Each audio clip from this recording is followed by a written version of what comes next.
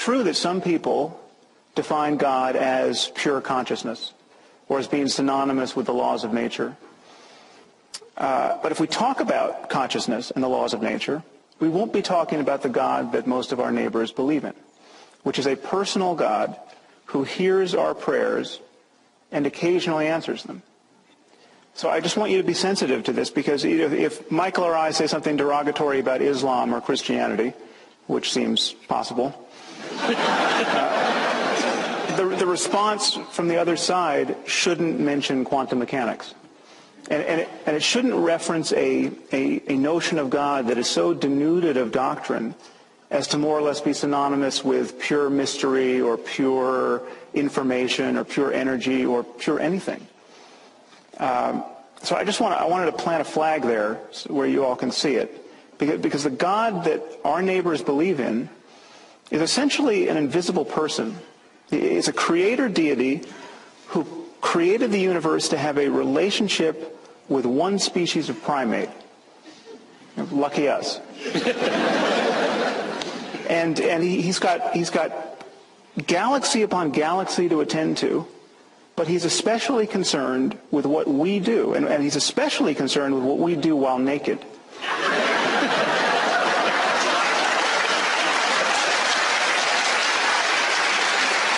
And he almost certainly disapproves of homosexuality. And he's created this cosmos as a vast laboratory in which to test our powers of credulity. And the test is this: can you believe in this God on bad evidence, which is to say on faith? And if you can, you will win an eternity of happiness after you die. And it's precisely this sort of God and this sort of scheme that you must believe in if you're going to have any kind of future in politics in this country. No matter what your gifts. I mean, you could be an unprecedented genius. You could look like George Clooney. You could have $1 billion, and you could have the social skills of Oprah, and you are going nowhere in politics in this country unless you believe in that sort of God. I'd like to take a moment, as many people have, to just acknowledge the void that is left by the death of our friend Hitch.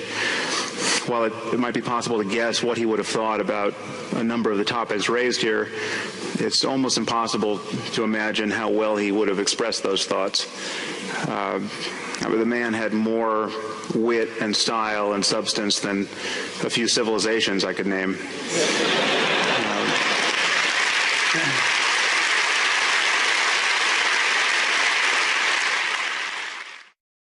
Many people claim to find it impossible to believe or to imagine that they won't exist after death.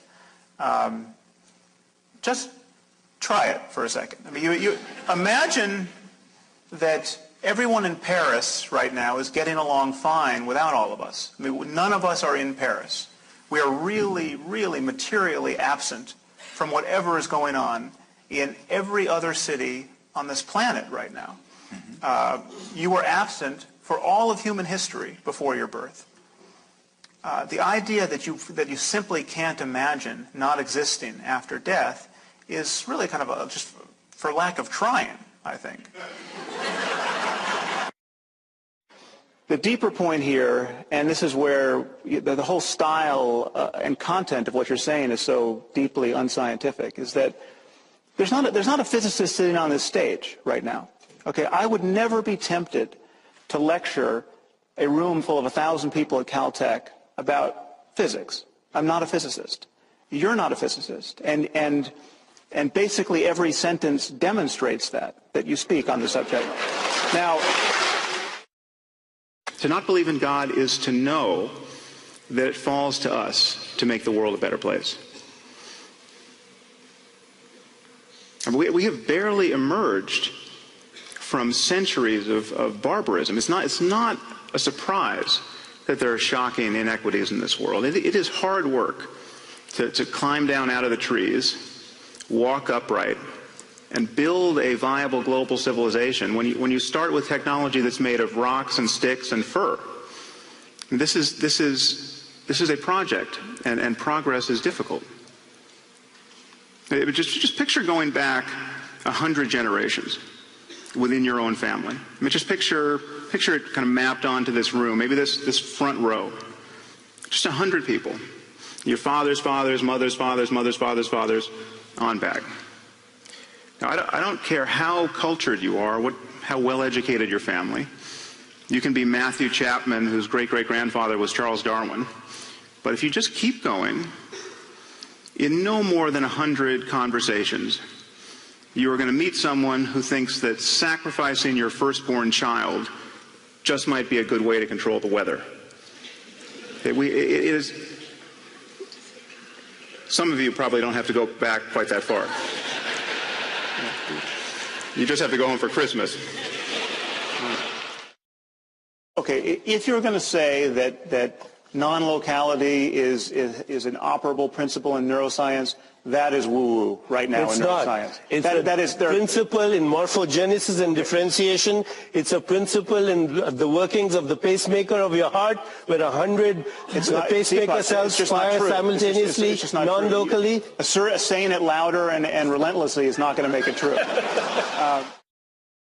The great irony of the popular conception of science as arrogant is that when you go to a scientific meeting, you don't see arrogance. I mean, you're about as likely to see real arrogance as you're likely to see nudity at a scientific conference. I mean, this is people are constantly offering caveats and hedges toward what they say.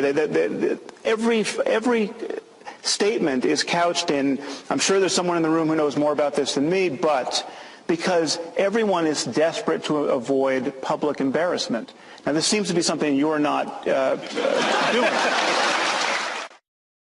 I think you've put enough on the table. Okay, none of those are scientific evidence. Many of those claims trespass upon the territory of science overtly. I mean, the claim about your understanding other human beings being suggestive of a divine artificer. Is that a scientific claim? Absolutely.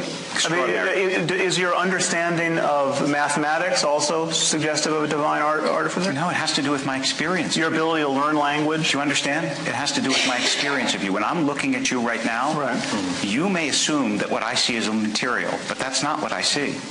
And it's not what I believe. And I think I understand it's not what you believe. There's something in you that is more than you believe. I really think so. This is now, if you want to make that a scientific claim, you can. But I'm telling you, it's a metaphysical claim, and to confuse the two is a mistake. Okay, you can add any metaphysics you want.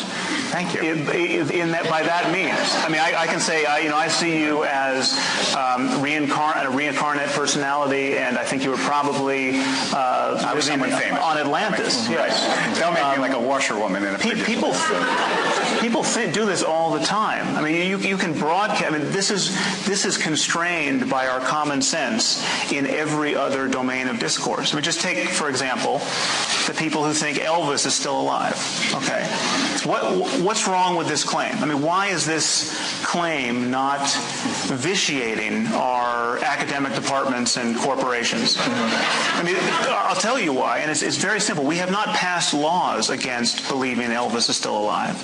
The problem is that whenever somebody seriously represents his belief that Elvis is still alive in a conversation, on a first date, at a lecture, at a job interview, he immediately pays a price. He pays a price in ill-concealed laughter. Right. Now, surely you can agree with that is a good thing. Now, then he could rattle on about this is not a scientific claim. This is a matter of faith. You know, when I look at you, I see you might be Elvis. I mean, he could do this.